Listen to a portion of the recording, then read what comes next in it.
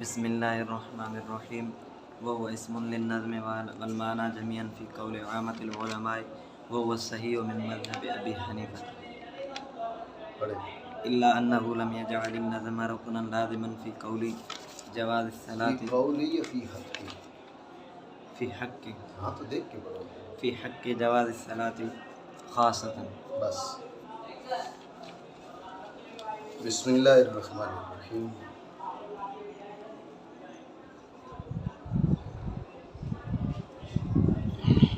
حجج اربع، ادلہ اربع، اصول اربع میں سے اقویٰ ترین حجت جو ہے وہ کتاب اللہ ہے. ٹھیک ہے جی؟ تو ابھی ہماری جو گفتگو ہے وہ کتاب اللہ سے متعلق چل رہی ہے. تعریف کی. اب آپ غور کیجئے گا، تعریف پر آپ توجہ کریں تو آپ کو یوں محسوس ہوگا کہ قرآن نام ہے الفاظ کا. ٹھیک ہے؟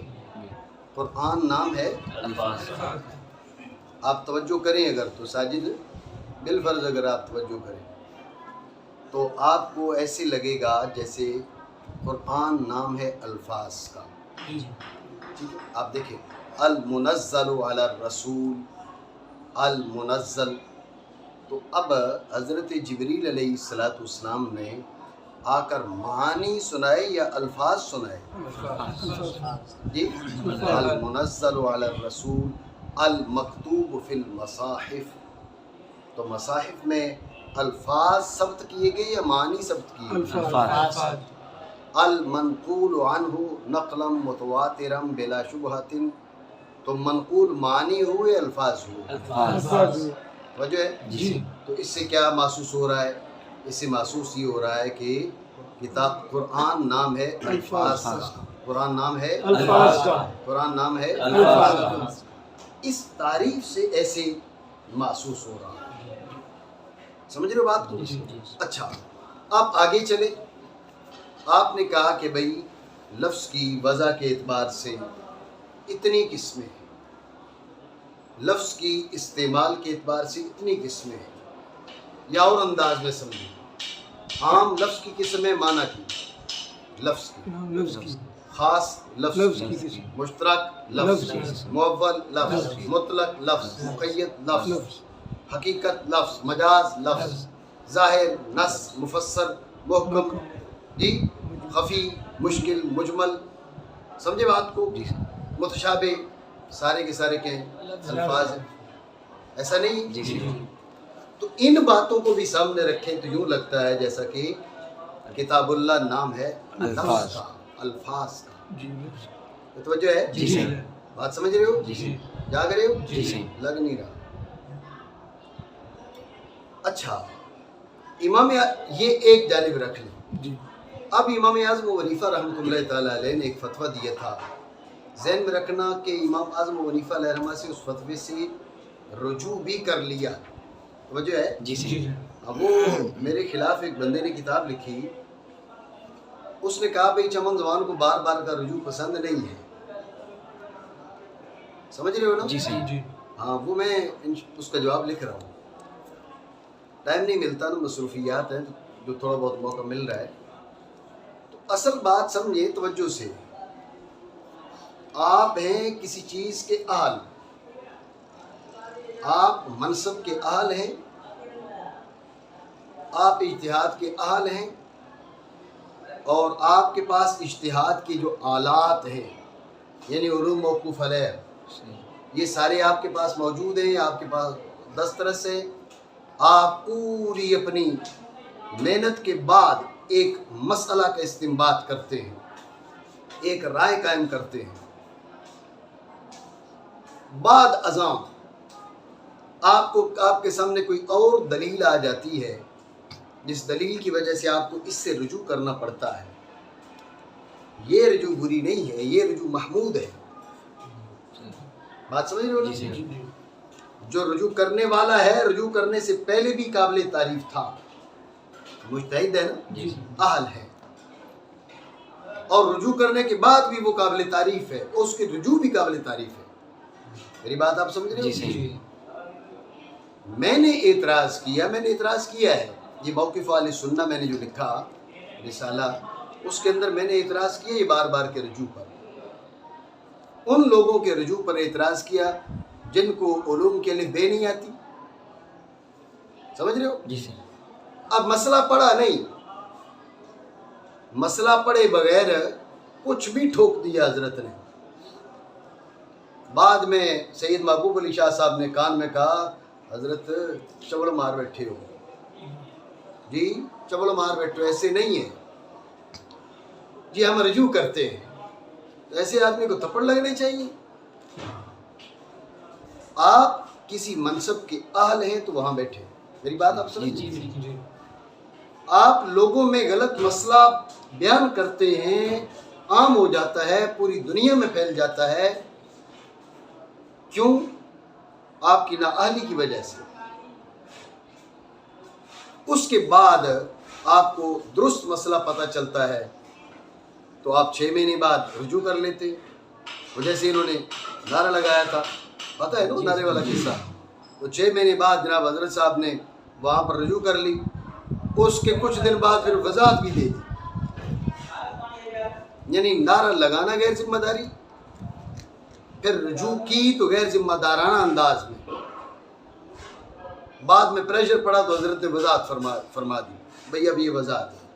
تو میں نے کہا بھئی پتہ نہیں اب بھی آگے کچھ اور نیا کوئی شگوفہ کھلائیں گے، یہ باتیں قابل اعتراض ہیں، سمجھ رہے ہو نا؟ بات رجوع کی آئی تھی تو رجوع قابل اعتراض نہیں ہے، نااہل کا بڑے منصب پہ بیٹھنا قابل اعتراض ہے، نااہل کی نااہلی قابل اعتراض ہے، سمجھ رہے ہو نا؟ تو دوبارہ آتے ہیں اپنی بات کی طرف۔ تو حضرت امام اعظم حنیفہ رحمۃ اللہ تعالیٰ علیہ نے اس مسئلہ سے رجوع فرما لیا، یہ بات ضرور ہے، آپ سمجھ رہے ہیں؟ جی سر۔ لیکن آپ نے ابتداءً یہ فتویٰ دیا تھا کہ ایک شخص ہے عربیت پہ قادر ہے، ایک ہے عاجز ہو، اس کی بات نہیں ہے، معذور کی بات نہیں ہے، عربیت پہ قادر ہے، اس کے باوجود اگر وہ نماز کے اندر وہ قرات کرتا ہے فارسی میں، وہ فارسی میں قرات کرتا ہے اور مطلق نہیں ہے ان کے، اس کے ساتھ کچھ اور قیود بھی امام حنیفہ علیہ رحمہ نے لگائیں، تو اس کی نماز جائز ہے، سمجھ رہے ہو بات؟ جی سر۔ توجہ ہے؟ جی سر۔ فارسی میں اگر قرات کرتا ہے تو نماز جائز ہے، یہ مسئلہ، یہ فتویٰ دیا امام اعظم حنیفہ رحمۃ اللہ تعالیٰ۔ اب سوال یہ ہوا، اب امام اعظم حنیفہ علیہ رحمہ کا یہ جو مسئلہ ہے، میں نے آپ کو ابتدا میں بتایا تھا کہ ایک ہے اصول فقہ بطریق حنفیہ، بطریق فقہا جسے کہا تھا، ایک ہے اصول فقہ بطریق شافعیہ جسے بطریق متکلمین بھی کہتے ہیں، ٹھیک ہے؟ جی سر۔ اب حنفیوں کے سامنے جب آیا مسئلہ، حنفیوں نے کہا اس کا مطلب یہ ہے کہ امام اعظم حنیفہ رحمۃ اللہ تعالیٰ علیہ کے نزدیک قرآن معنی کا لفظ ہے، معنی کا نام ہے، اس مسئلے، یہ جو مسئلہ ہے اس سے تو یہ بات پتہ چل رہی ہے، تو میری بات سمجھ رہے ہو نہیں؟ اگر قرآن نام ہوتا لفظ کا تو قرآن میں فرق کہ فقرؤ ما تیسر من القرآن، اب قرآن پڑھنا فرض، اگر قرآن نام ہے لفظ کا تو لفظ کی ادائیگی فرض، ایسے ہی ہے نا؟ لفظ کی ادائیگی فرض، امام اعظم حنیفہ فرما رہے ہیں کہ نہیں، اگر لفظ عربی والا چھوڑ دیتا ہے، فارسی میں قرات کرتا ہے تو پھر کیا ہو جائے گا، پھر بھی اس کی نماز جائز ہوگی۔ اس کا مطلب ہے کہ امام اعظم حنیفہ علیہ رحمہ کے نزدیک قرآن لفظ کا نام نہیں ہے، معنی کا نام ہے، آپ سمجھ رہے ہو بات؟ جی سر۔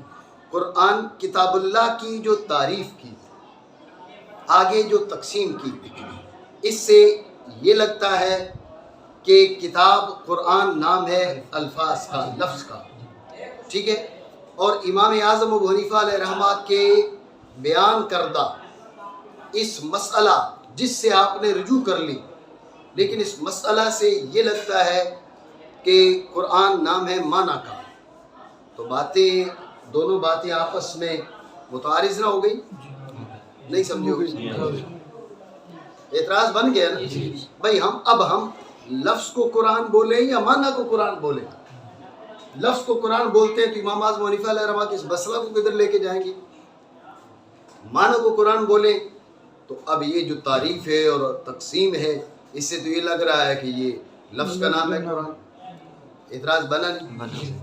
یہ اعتراض ہے، تو اس کے دفع کے لیے مصنف رحمۃ اللہ تعالی علیہ نے فرمایا وَهُوَ اسم للنظم والمعنی جمیعا۔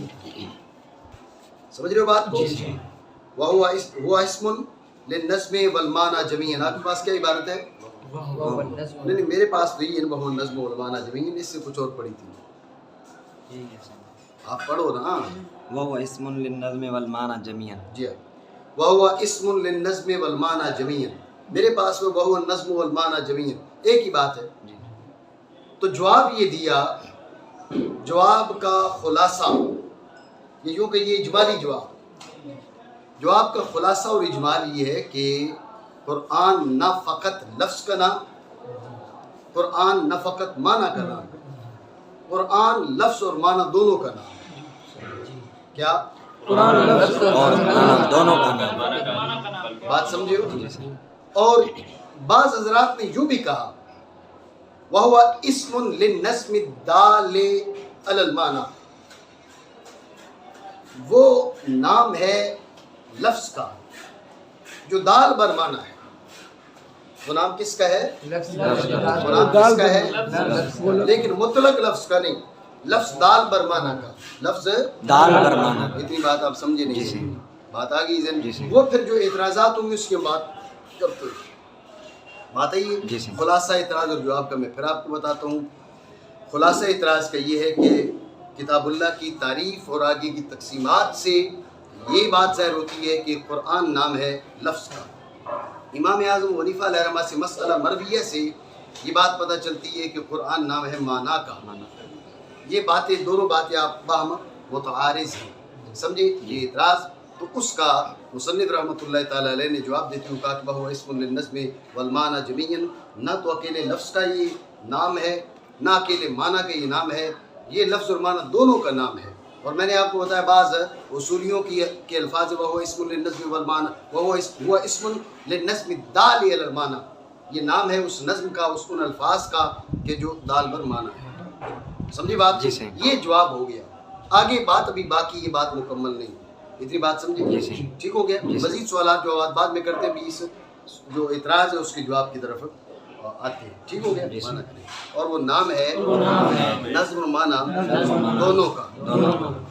توجہ ہے؟ جی اب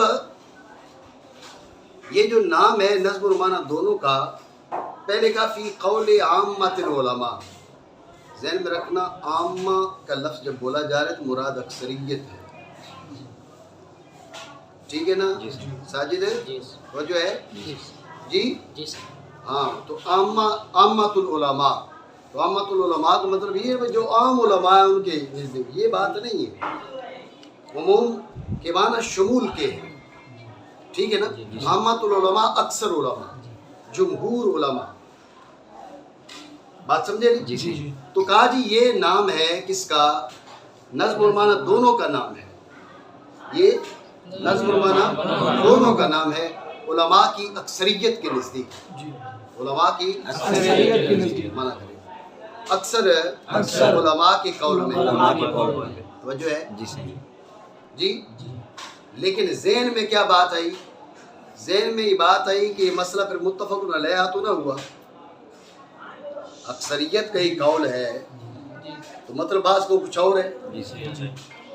ہو سکتا ہے کہ امام اعظم ابو حنیفہ علیہ رحمہ سے وہ جو مسئلہ مرویہ ہو وہ اس بنیاد پر ہو کہ امام اعظم ابو حنیفہ علیہ رحمہ کتاب معنی کو کہتے ہوں، لفظ کو کہتی نہ ہو۔ ذہن میں سوال آتا نہیں آتا؟ بات سمجھ رہے ہو نہیں؟ اعتراض تو انہی باتوں سے بنا تھا نا، اعتراض اس بات سے بن گیا بھائی ادھر हमें मालूम हो रहा है कि किताब नाम है लफ्ज़ का, इमाम अबू हनीफा से मसला मरविया बता रहा है कि ना ये नाम है माना का। आपने कहा जी ये अक्सर उलमा के नज़दीक, जमहूर उलमा के नज़दीक नस्ब और माना दोनों का नाम है। तो ज़हन में ये बात आई कि मसला तो फिर हो गया ना इख्तिलाफिया, मसला में हो गया इख्तिलाफ। हो सकता है इमाम आज़म अबू हनीफा रहमतुल्लाह ताला अलैह माना को कुरान कहते हूँ। सवाल आया नहीं आया? बात तो जो है नहीं सही नहीं है, तो बात समझ रहे हो? हो सकता है इमाम आज़म अबू हनीफा अलैहिर्रहमा माना को कुरान कहते हूँ, जिस वजह से उन्होंने इस किस्म का मसला बयान किया। जब ये बात ज़हन में आई, ये सवाल ज़हन में आया, तो मुसन्निफ़ रहमतुल्लाह ताला अलैह ने इस सवाल का जवाब देते हुए कहा, हासिले जवाब ये है कि गो बाज़ हजरात ने इमाम आज़म अबू हनीफा अलैहिर्रहमा का मौक़िफ़ ये समझा कि आप माना को कुरान कहते। गो बाज़ हजरात ने ये समझा कि इमाम अबू हनीफा रहमतुल्लाह ताला अलैह माना को कुरान कहते हैं, लेकिन इमाम अबू हनीफा अलैहिर्रहमा का दुरुस्त मज़हब ये है आप माना को नहीं, आप लफ्ज़ और माना दोनों को कुरान कहते हैं। आप इस मसला में अकेले नहीं हैं, आप इस मसला में जमहूर उलमा के साथ मुत्तफ़िक हैं। ठीक हो गया? बात है इधर में हमने क्या कहा था जब इन्होंने कहा ना वह इस्मुल लिन्नस्ब वल माना जमीअन, तो उसके बाद इन्होंने क्या कहा भाई फी कौले अम्मतुल उलमा, अक्सर उलमा के नज़दीक ये मसला है। तो अब ये वाम पड़ा कि शायद इसमें इमाम आज़म अबू हनीफा अलैहिर्रहमा का इख्तिलाफ हो, आप सिर्फ माना को कुरान कहते हो, जिसकी वजह से आपने इस किस्म का मसला बयान फरमाया। तो जो है तो ये वाम हुआ, तो उसका इजाला करते हुए मुसन्निफ़ रहमतुल्लाह ताला ने फरमाया कि वह हुआ सहीहो मिन मज़हब अबी हनीफा रहमतुल्लाह ताला। हासिल जवाब क्या है? हासिल जवाब ये है कि बाज़ हज़रात को ये वाम हुआ है, क्योंकि बाज़ हज़रात ये समझे हैं, बाज़ हज़रात ये समझे हैं कि इमाम अबू हनीफा सिर्फ माना को कुरान कहते हैं। अल्फाज पे तवज्जो रखना। बाज़ हज़रात ये समझे हैं कि इमाम अबू हनीफा रहमतुल्लाह ताला अलैह सिर्फ माना को कुरान कहते हैं। जी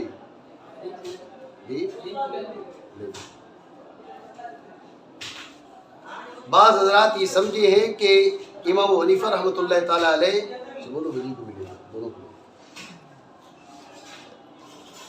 इमाम आज़म अबू हनीफा रहमतुल्लाह ताला अलैह सिर्फ माना को कुरान कहते हैं, लेकिन ये दुरुस्त नहीं है। दुरुस्त क्या है? दुरुस्त ये है कि इमाम आज़म अबू हनीफा रहमतुल्लाह ताला अलैह का मौक़िफ़ वही है जो जमहूर उलमा का है कि किताब नाम है नस्ब और माना दोनों का। बात समझे? सवाल अभी तक खड़ा है कि फिर फारसी में किरात वाला मसला किधर लेके जाओगे, उसका जवाब देंगे। वो जो है और वही सही है इमाम अबू हनीफा के मज़हब से। वो जो है इबारात उलमा को समझे, ठीक है ना? ये इबारात उलमा को समझना ये ज़रूरी भी है और कमाल भी है, ठीक है ना? मैंने वह सही हो मिन मज़हब अबी हनीफा था, इसका मतलब मैंने क्या बयान किया? इसका मतलब मैंने ये बयान किया कि बाज़ हज़रात को अगरचे यूँ लगा है, बाज़ अगरचे समझे हैं कि इमाम अबू हनीफा अलैहिर्रहमा सिर्फ माना को कुरान कहते हैं। मैंने क्या कहा? मैंने कहा जी मुसन्निफ़ उसका जवाब दे रहे हैं, मुसन्निफ़ उसका इजाला कर रहे हैं कि बाज़ हज़रात अगरचे ये समझे हैं कि इमाम अबू हनीफा अलैहिर्रहमा सिर्फ माना को कुरान कहते हैं, लेकिन ये दुरुस्त नहीं है। दुरुस्त ये है कि इमाम अबू हनीफा अलैहिर्रहमा नस्ब और माना दोनों को कुरान कहते हैं, जो जमहूर उलमा का मौक़िफ़ है वही इमाम आज़म अबू हनीफा अलैहिर्रहमा का मौक़िफ़ है। तो जो है तो मुसन्निफ़ रहमतुल्लाह ताला ने ये कहा कि बाज़ हज़रात ये समझे, ये बोला नहीं है? नहीं। तो मैं कहाँ से ले आया? तो जो है इसीलिए कह रहा हूँ कि बात इबारात उलमा समझे। मुसन्निफ़ ने कहा वह हुआ सही, क्या कहा? वह हुआ सही। तो इख्तिलाफ की तो इशारा कर दी नहीं कर दी? ہیں؟ جی جی اختلاف کی طرف اشارہ کر دیا نا، اختلاف کی طرف اشارہ بھی کر دیا اور یہ بھی بتا دیا دوسروں نے جو سمجھا وہ صحیح نہیں ہے، یہ صحیح ہے، ٹھیک ہے؟ تو مصنف کے لفظ الصحیح، اگر اختلاف نہ ہوتا، امام اعظم ابو حنیفہ کی مراد اور مذہب سمجھنے میں اختلاف نہ ہوتا تو یہ لفظ امام ابو حنیفہ نہ، یہ مصنف رحمہ اللہ تعالیٰ یہ لفظ نہ بولتے، کیا کہتے وہو مذہب ابی حنیفہ، امام ابو حنیفہ کا بھی یہی مذہب ہے، یہ کہتے، لیکن مصنف رحمہ اللہ تعالیٰ نے یہ نہیں کہا کہ وہ مذہب ابی حنیفہ تھا، آپ نے کہا وہ صحیح ہو من مذہب ابی حنیفہ تھا، اس سے اشارہ کر دیا کہ اختلاف ہے، سمجھنے والوں کو کا اختلاف ہے، بعض نے سمجھا کہ امام ابو حنیفہ صرف معنی کو کیا کر رہے ہیں، وہ قرآن کہہ رہے ہیں، لیکن یہ درست سمجھے ہیں لیکن درست نہیں ہے، درست کیا ہے، درست یہ ہے کہ نظم و معنی دونوں کو قرآن کہہ رہے ہیں جو جمہور کا مذہب، سمجھے بات؟ میری بات سمجھ رہے ہو نہیں؟ ٹھیک ہے، اور میں آپ کو ایک اور بات بتاؤں، مصنف کے اسی جملے کے نکات پر آئیں گے نا تو بات بہت لمبی ہو جائے گی، ٹھیک ہے؟ مصنف رحمہ اللہ تعالیٰ نے اس جملے سے ایک اور بات کی طرف اشارہ کر دیا، وہ کیا؟ وہ یہ کہ امام ابو حنیفہ علیہ الرحمہ نے اس مسئلہ میں نص نہیں فرمائی، کچھ باتیں وہ ہوتی ہیں جو امام ابو حنیفہ علیہ الرحمہ ہمارے ائمہ نص فرما دیتے ہیں کہ میرا مذہب یہ ہے، وجہ ہے میرا موقف یہ ہے، سمجھ رہے ہو؟ تو جب نص فرما دیں پھر تو بات واضح ہو گئی نا۔ اب عباس سے پوچھا ہم نے تمہاری قوم کیسے، کہا میں جعفری ہوں، میں بلوچ ہوں، جعفری ہوں، اب اس میں اختلاف کی تو بات ہی کوئی نہیں ہے، سمجھ رہے ہو بات؟ اختلاف کی بات تب ہوتی ہے جب صراحت نہ ہو، اب ہم کو کسی بات سے سمجھنا پڑے، میری بات آپ سمجھ رہے ہیں؟ تو امام ابو حنیفہ علیہ الرحمہ نے اس مسئلہ میں نص نہیں فرمائی، نہ آپ نے یہ کہا کہ میں نظم و معنی دونوں کو قرآن کہہ رہا ہوں، نہ آپ نے یہ کہا کہ میں صرف معنی کو قرآن کہہ رہا ہوں، آپ کی گفتگو سے علماء نے استنباط کیا ہے، آپ کی گفتگو سے لوگوں نے سمجھا ہے، بات سمجھ رہے ہو نہیں؟ تو بعض نے یہ سمجھا کہ امام ابو حنیفہ رحمۃ اللہ تعالیٰ علیہ صرف معنی کو قرآن کہتے ہیں، اور بعض نے سمجھا نہیں، ایسی بات نہیں ہے، صرف معنی کو قرآن نہیں کہتے، نظم و معنی دونوں کو قرآن کہتے ہیں، میری بات آپ سمجھے نہیں؟ ٹھیک ہو گیا؟ تو مصنف کے اس ایک لفظ سے اس بات کی طرف اشارہ ہو گیا کہ امام ابو حنیفہ کی اس مسئلہ میں نص موجود نہیں ہے، ٹھیک ہے؟ مصنف کے اس جملے سے بات واضح ہو گئی، کیسے واضح ہو گئی؟ اس لیے کہ اگر نص موجود ہوتی تو اختلاف نہ ہوتا، سمجھ رہے بات کو؟ نص موجود ہوتی تو اختلاف نہ ہوتا، اب یہ وہو صحیح اختلاف کی طرف اشارہ کر کے جہاں اختلاف کی طرف اشارہ کیا وہی اشارہ کر دیا نص نہیں امام ابو حنیفہ، بات سمجھ رہے ہو؟ ٹھیک ہے؟ تو ایک بات سے اور ایک جملے سے دسیوں بیسیوں مسائل جو ہے وہ ان کا استخراج اور استنباط کیا جا سکتا ہے۔ آپ دیکھیں نا حضرت مولا علی مشکل کشا شیر خدا رضی اللہ تعالیٰ عنہ آپ سے پوچھا کسی نے پوچھا کہ آپ کے پاس کوئی اور کتاب بھی ہے، آپ کے پاس کوئی اور کتاب بھی ہے جو آپ نے چھپا کے رکھی ہوئی ہے؟ تو آپ نے فرمایا ایسی کوئی بات نہیں ہے، ٹھیک ہے؟ تو آپ نے بتایا کہ بھئی وہ آپ کے تلوار کے دستے کے اندر جو نا آپ رکھتے تھے، جس کے اندر چند ایک حدیث پاک کی چند ایک چیزیں صحیح بخاری کے اندر موجود ہے، وہ چیزیں تفصیل لکھی ہوئی تھی، تو اس کے علاوہ ہمارے پاس قرآن ہی ہے، لیکن ہمارے پاس وہ فام ہے جو اللہ رب العالمین کسی کو عطا فرمائے، وہ فام ہے، سمجھ رہے بات کو؟ تو وہ فام کتنا ہے؟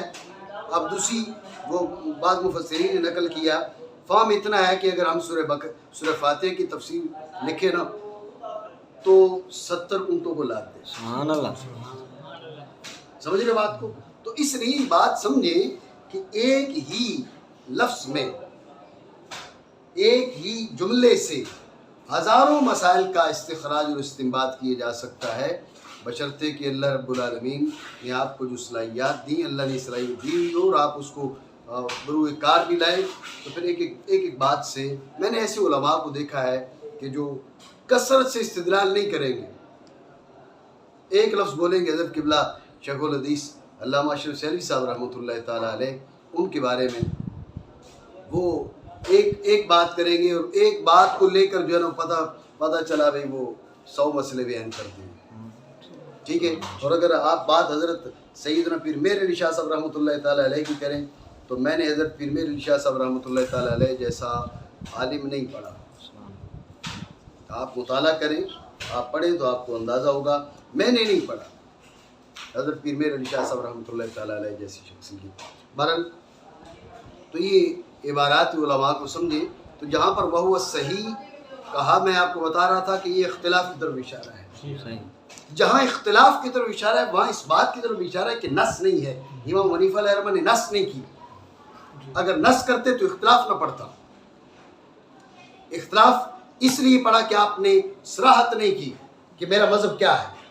آپ کے بیان کردہ مسائل کو سامنے رکھ کر جو طریقہ ہے حنفی اصول کا، انہوں نے مسائل کا اصول کا استنباط کہ بھئی یہ اصل ہے، یہاں پر یہ اصل ہے. میری بات سمجھ رہے ہو نہیں؟ تو بہرحال کیا ہم بات کر رہے تھے؟ بات یہ کر رہے تھے کہ وام یہ ہوا کہ شاید امام حنیفہ علیہ الرحمہ کا جو مذہب ہے وہ جمہور علماء سے جدا ہے. یہ وام ہوا تو مصنف رحمہ اللہ تعالیٰ نے اس وام کا ازالہ کرتے ہوئے فرمایا کہ وہ صحیح ہو من مذہب ابی حنیفہ رحمۃ اللہ تعالیٰ علیہ. امام حنیفہ علیہ الرحمہ کا بھی درست مذہب یہ ہے، آپ جمہور کے ساتھ متفق ہیں، آپ اکیلے معنی کو قرآن نہیں کہتے. سمجھو؟ اور وہی صحیح ہے امام حنیفہ رحمۃ اللہ تعالیٰ علیہ کے مذہب سے. میری بات سمجھو؟ ارے بھائی اگر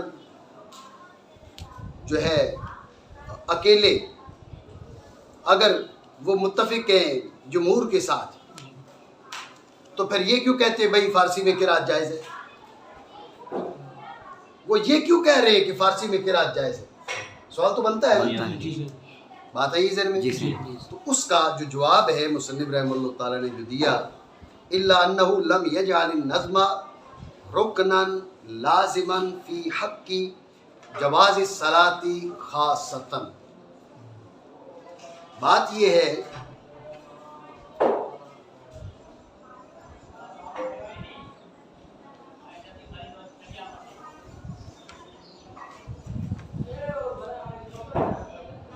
امام ابو حنیفہ رحمۃ اللہ تعالیٰ علیہ پہلے تو یہ سمجھے، یہ جو مسئلہ امام ابو حنیفہ نے بیان کیا ہے یہ صرف اور صرف نماز کے لیے ہے اور کسی کے لیے نہیں ہے. جب آپ نے صرف نماز کے بارے میں یہ بات کی ہے، اس کے علاوہ آپ اس کے قائل نہیں ہیں، تو یہیں سے بات لگ جاتی ہے، سمجھ آ جاتی ہے کہ آپ لفظ اور معنی دونوں کو قرآن سمجھتے ہیں. نہیں سمجھو بات؟ اگر صرف معنی کو قرآن سمجھے، امام ابو حنیفہ رحمۃ اللہ تعالیٰ علیہ کا مذہب ہو کہ معنی قرآن ہے، لفظ قرآن نہیں ہے. وجہ ہے معنی قرآن ہے، لفظ قرآن نہیں ہے، تو پھر نماز کی قید کیوں لگاتے ہیں؟ نماز کے باہر آپ صرف معنی کو سامنے رکھیں یا نماز کے اندر رکھیں، جس حال میں رکھیں.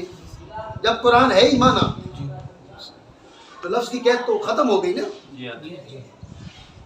اب نماز یا غیر نماز کوئی بھی حالت ہو پھر تو کوئی مسئلہ ہی کوئی نہیں ہے. میری بات سمجھ رہے ہو نہیں؟ جی صحیح. امام ابو حنیفہ علیہ الرحمہ نے کہا بھائی صرف نماز میں، یہ مسئلہ جو میں بیان کر رہا ہوں یہ صرف نماز کے لیے، اس کے علاوہ نہیں. یہیں سے ہمیں بات معلوم پڑ گئی کہ اگر آپ معنی کو قرآن کہتے تو پھر نماز کی قید کیوں لگاتے؟ عام حالات میں بھی معنی ہی کو قرآن کہتے. یہ نماز کی قید سمجھا، بات پہ توجہ دینا، نماز کی قید سمجھا رہی ہے کہ امام ابو حنیفہ علیہ الرحمہ کا مذہب ہم ٹھیک سے نہیں سمجھ پا رہے، وہ کوئی اور بات سمجھانا چاہ رہے ہیں، ان کی کوئی اور دلیل ہے، اس لیے نہیں کہ وہ معنی کو قرآن کہتے ہیں. ان کی کوئی اور دلیل ہے, کوئی اور وجہ ہے. اگر صرف معنی کو قرآن کہتے تو پھر صرف نماز کی قید کیوں لگاتے؟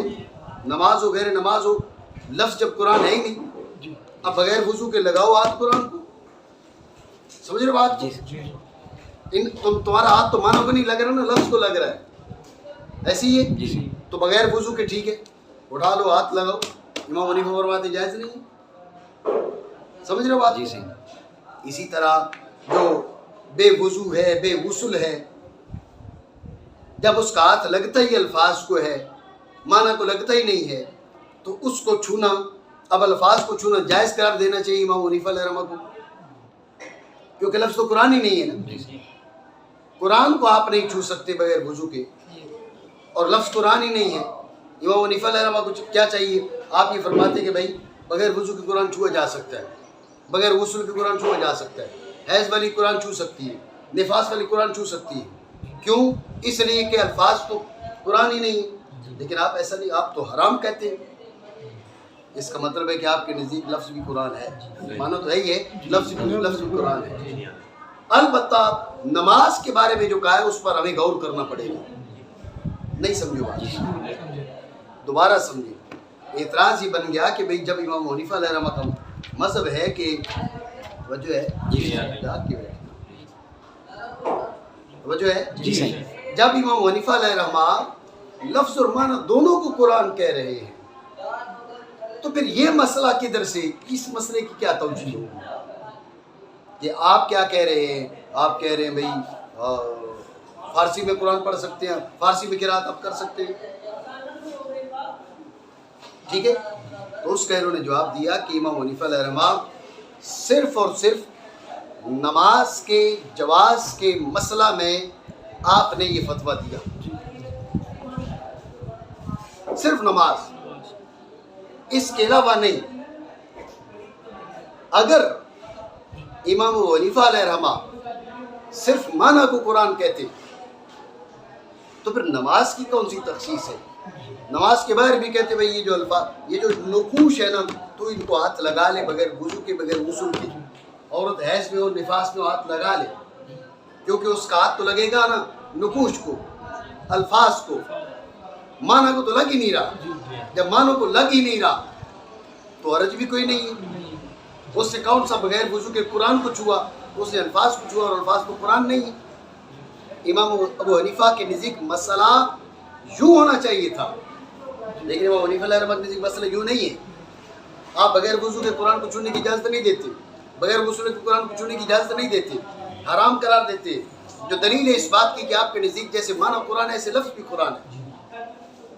البتہ یہ جو نماز کا مسئلہ ہے, خاص اس کو ادھر ناجائز قرار دینا, ادھر نماز کو جائز قرار دینا, اس سے پتہ چلتا ہے کہ امام ابو حنیفہ کی دلیل کوئی اور ہے.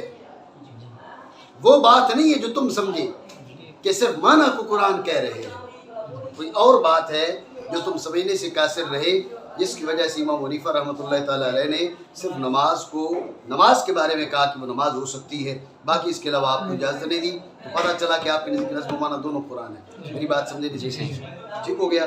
وہ بات کیا اس کی تفصیل میں جاتے ہیں, یہ میں نے گفتگو کا خلاصہ تمہیں بتایا. عباس مانا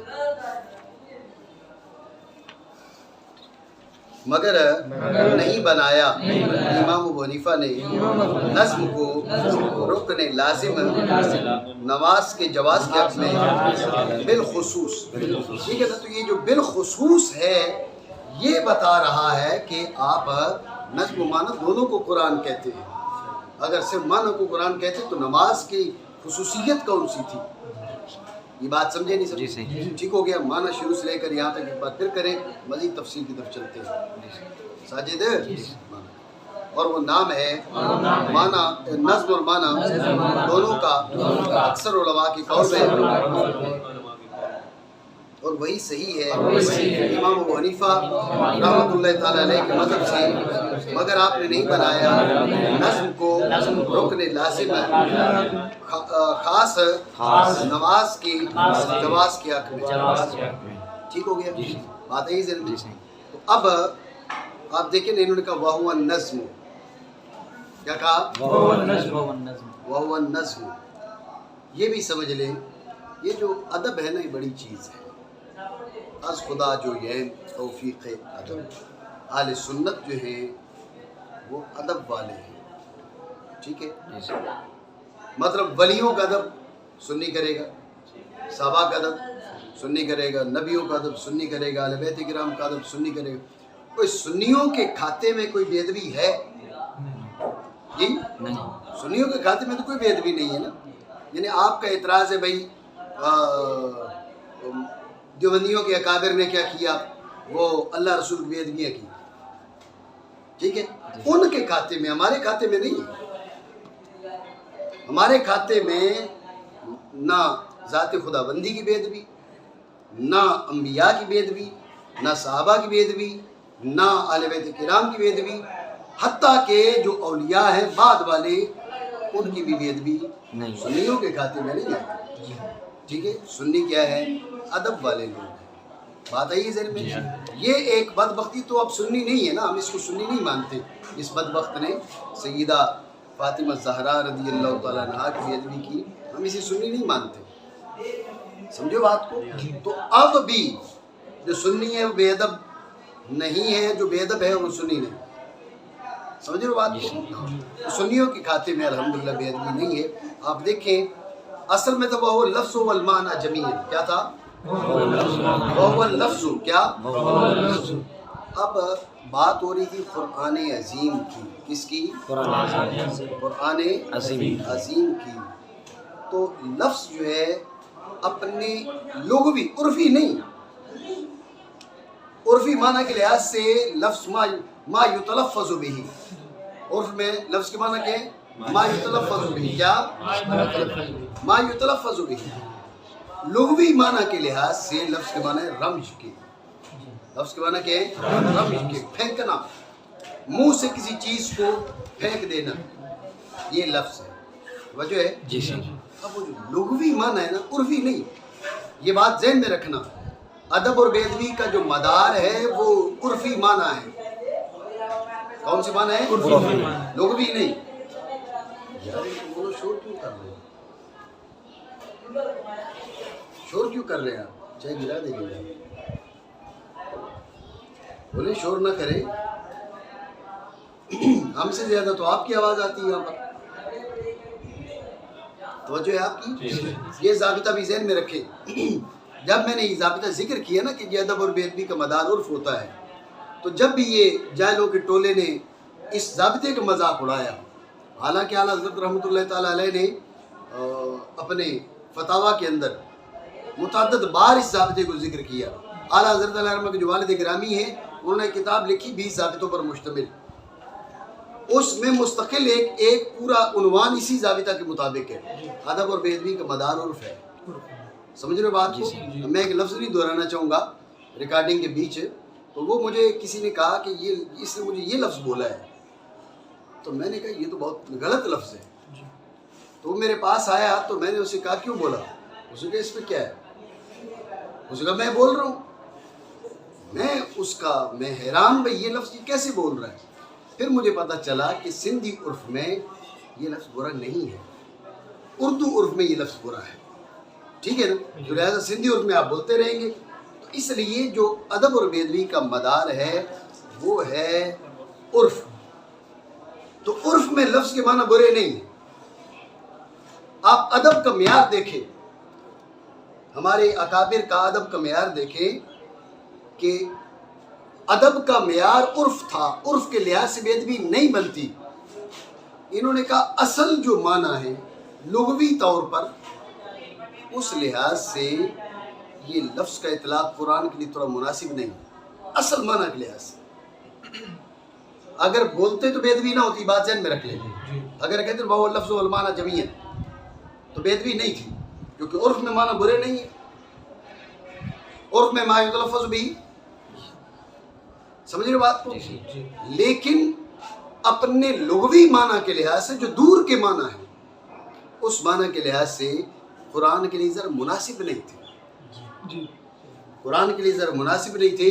تو مصنف رحمہ اللہ تعالیٰ نے لفظ ہی بدل لیا. وہ لفظ والمعنی کے بجائے کہ وہ نظم والمعنی. یہ انداز ادب ہے.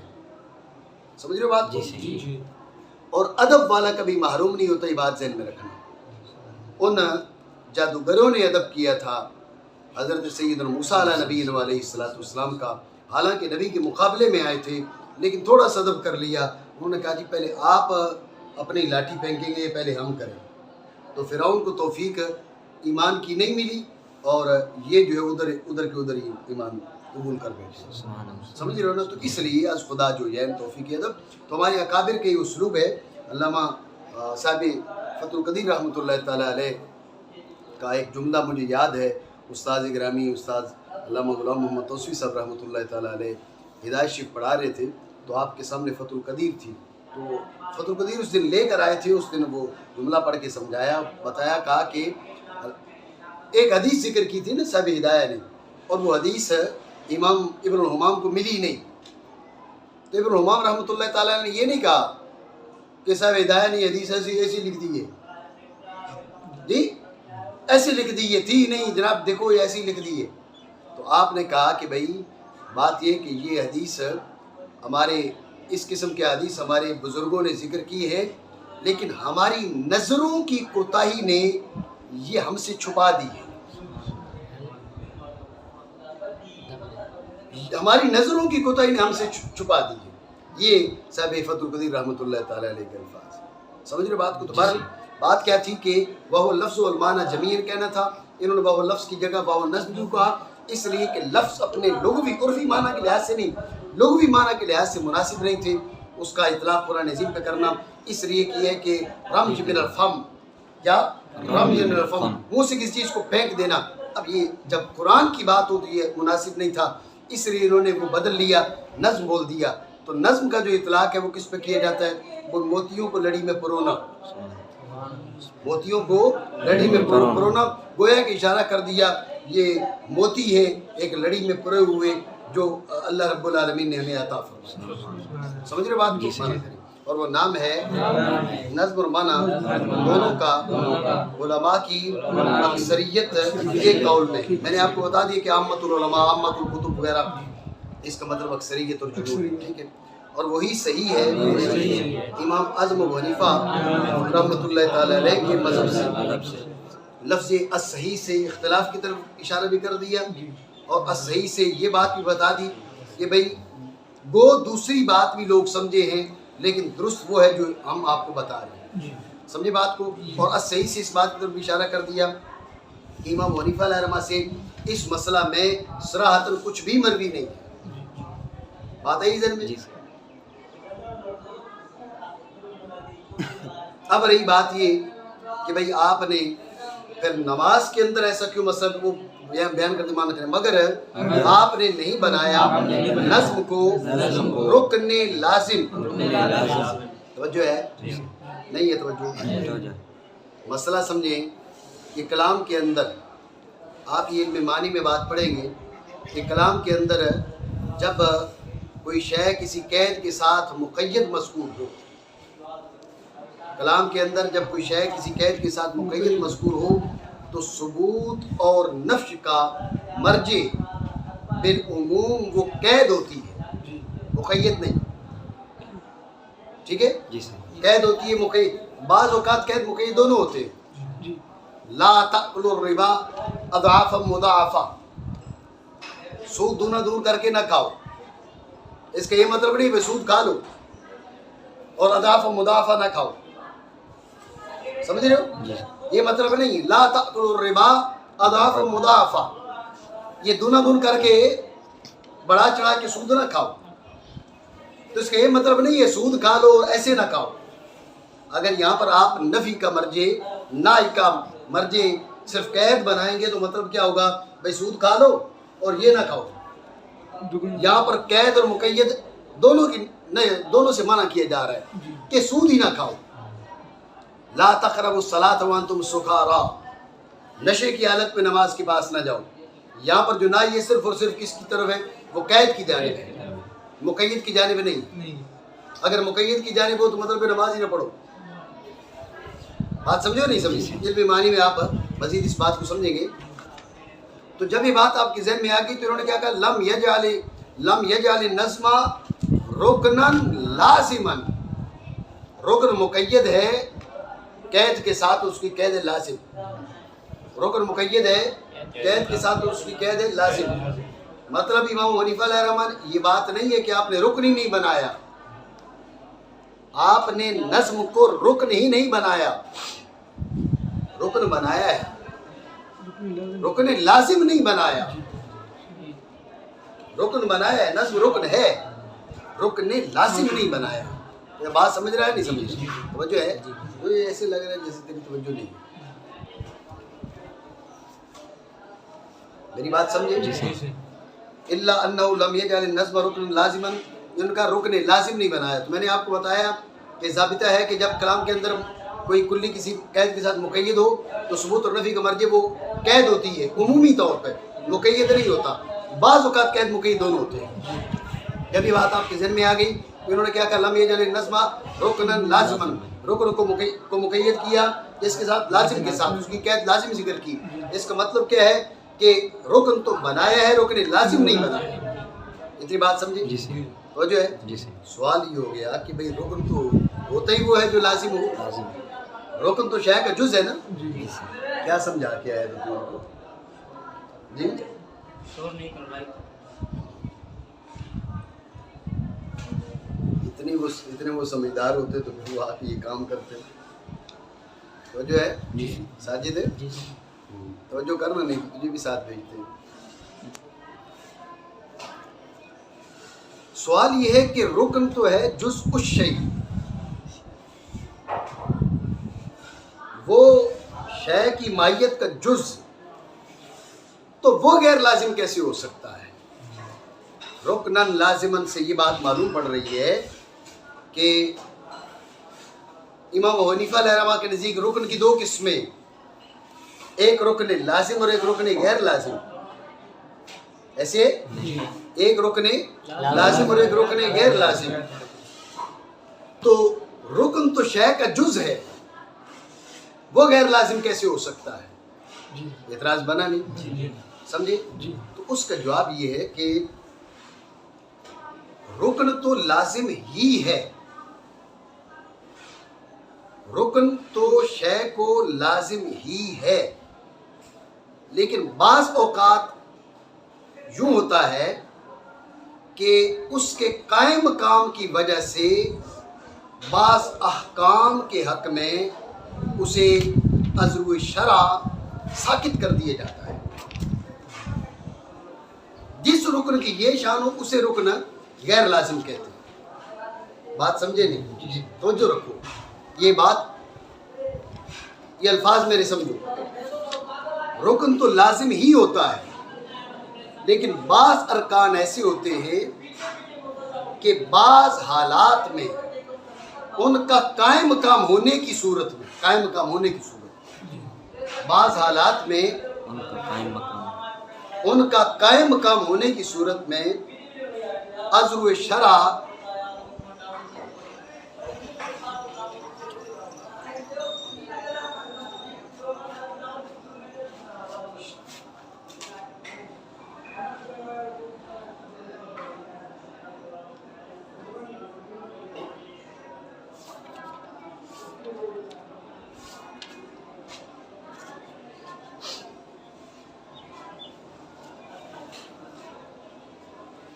रुकन तो लाजिम ही होता है, लेकिन बाज़ औक़ात बाज़ अहकाम के हक़ में बाज़ अरकान को अज़्र शरा कायम काम होने की सूरत में साकित कर दिया जाता है। ऐसी सूरत में उस रुकन को रुकन गैर लाजिम कहते हैं। उसकी मिसाल समझिए। मिसाल ये है कि जो ईमान है उसके बारे में इख्तिलाफ है कि सिर्फ तस्दीक़ क़ल्बी का नाम है और इकरार लिसानी शर्त है, या तस्दीक़ क़ल्बी और इकरार लिसानी के मजमूए का नाम है। तवज्जो है? तो जो अहले इल्म तस्दीक़ क़ल्बी और इकरार लिसानी के मजमूए को ईमान कहते हैं, उनके यहाँ इकरार लिसानी ईमान का रुकन हुआ ना हुआ? जब रुकन हुआ اور ادھر قرآن عظیم فرما رہا ہے کہ اگر کوئی مکرہ ہے حالت اکرام میں اقرار لسانی اسے چھوٹ جائے، حالت اکرام میں اس کا اقرار لسانی چھوٹ جائے، اب ہے جز ہے رکن، لیکن رب نے کیا فرمایا وَقَلْبُهُ مُطْمَئِنٌ وَقَلْبُهُ مُطْمَئِنٌ، اس کا دل قائم مقام یہ ہے، سمجھ رہے بات کو؟ تو قائم مقام کے ہوتے ہوئے بعض حالات میں اس کو کیا کر دیا گیا، ثابت کر دیا گیا، قائم مقام کے ہوتے ہوئے بعض حالات میں اسے ساکت کر دیا گیا، رکن ہے لیکن رکن غیر لازم ہے، لیکن مطلقاً غیر لازم نہیں ہے، حالت اقرار میں غیر لازم ہے، نہیں سمجھ رہے بات ہے ذہن میں؟ تو جب یہ بات ذہن میں آ گئی تو امام ابو حنیفہ علیہ الرحمہ نے نماز کے جواز کے حق میں امام کے نزدیک جو ہے وہ لفظ بھی نظم بھی رکن ہے، لیکن نماز کے جواز کے حق میں رکن غیر لازم ہے، بات پتہ نہیں سمجھو نہیں؟ ٹھیک ہے، اعتراض ہم نے یہ کیا تھا کہ رکن تو شے کا جز ہوتا ہے، مائیت کا جز ہوتا ہے، تو پھر وہ غیر لازم کیسے ہو سکتا ہے؟ تو اس کا جواب یہ کہ رکن تو اس کے جواب سے پہلے ہم نے تمہید کے طور پر یہ ذکر کیا، یہ بالکل ٹھنڈی ہو گئی،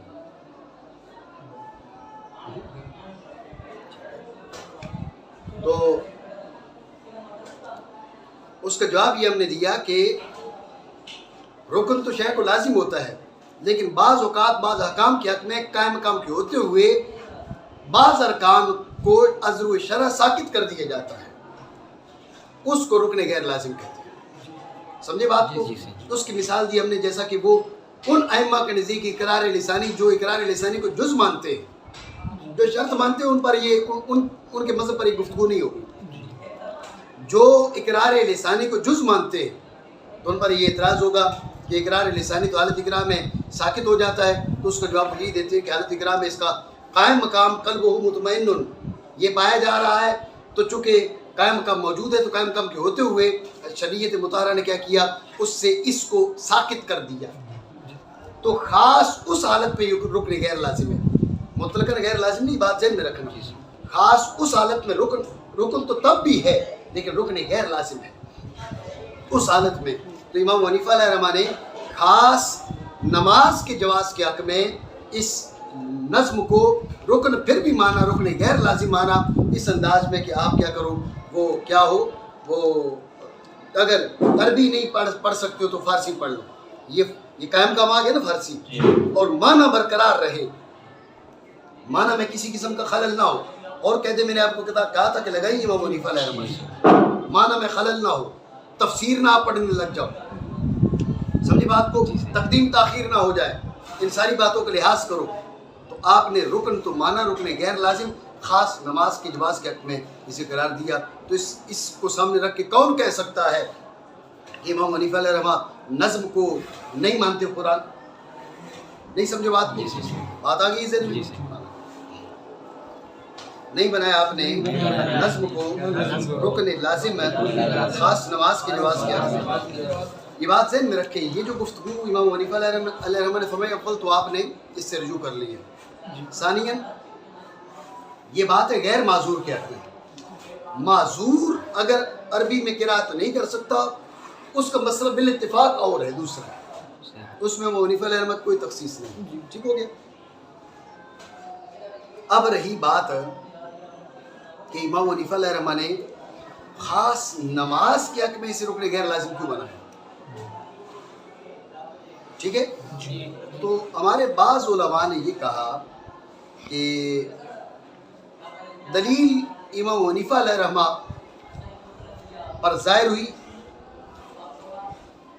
اور امام ابو حنیفہ علیہ الرحمہ نے اس دلیل کی وجہ سے ایسے کہا، تفصیل نہیں بیان کی، بعض نے کچھ تفصیل بیان کرنے کی کوشش کی، اصل میں جو نماز ہے یہ بندے کا اور رب کا خاص تعلق ہے، ہر وہ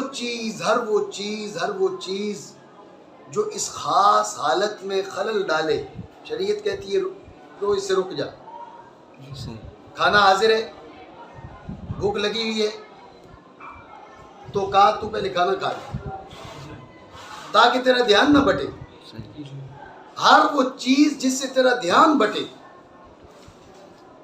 شریعت نے کہا ہٹا دو، اس کو، ان کو ہٹا دو، تاکہ تیرا جو رابطہ ہے وہ کامل طریقے سے اپنے پروردگار سے ہو سکے۔ اتنی بات سمجھے؟ جب امام حنیفہ علیہ الرحمہ نے قرآن عظیم کے الفاظ پہ غور کی، وہ جو ہے قرآن کی بلاغت پہ غور کی، تو ذہن میں بات آئی کہ بندہ تو اس بلاغت میں پھنس کے رہ جائے گا، ادھر توجہ کدھر جائے گی؟ بندہ تو قرآن کی بلاغت میں پھنس کے رہ جائے گا اور حیران اور ششدر ہوگا، یار کیا کلام ہے، سبحان اللہ، کیا عظیم الشان انداز ہے۔ اب یہ جو بلاغت قرآن میں اس کے ذہن کا انہماک ہے اور توجہ ہے، یہ اس کی توجہ ادھر جانے سے روک دے گی، نہیں سمجھے؟ اس لیے امام حنیفہ علیہ الرحمہ نے فرمایا توجہ کامل کرنے کے لیے الفاظ قرآنی اگر چھوڑ دیتا ہے تو ضروری یہاں پر الفاظ نہیں ہے، یہاں پر ضروری توجہ ہے، یہاں پر ضروری خشوع اور خضوع ہے، یہاں پر ضروری رب سے رابطہ ہے۔ آپ سمجھ رہے ہو بات کو؟ تو لہٰذا جیسے رسول اللہ صلی اللہ تعالی علیہ وسلم نے باقی ہر خلل ڈالنے والی چیز کو فرمایا کہ تو اس کو چھوڑ دے، یہ خلل ڈالنے والی چیز نہیں ہے، لیکن بعض اوقات انسان اس میں پھنس کے رہ سکتا ہے، اس لیے فرمایا جو ضروری ہے وہ کر، وہ کیا؟ ادھر رابطہ بنا، ادھر رابطہ بنا، الفاظ چھوڑ دے، تو قائم مقام لے، جن الفاظ میں اس کو یاد کر سکتے یاد کر، تاکہ رابطہ صحیح ہو جائے تیرا۔ بات سمجھے؟ تو بعض حضرات نے کہا یہ وجہ تھی، امام حنیفہ علیہ الرحمہ رجوع کر لی، لیکن پھر بھی جو مسئلہ فرمایا، میری بات سمجھو نہیں سمجھے؟ ٹھیک ہو گیا؟ کوئی بات ایسی جو سمجھ نہ آئی ہے؟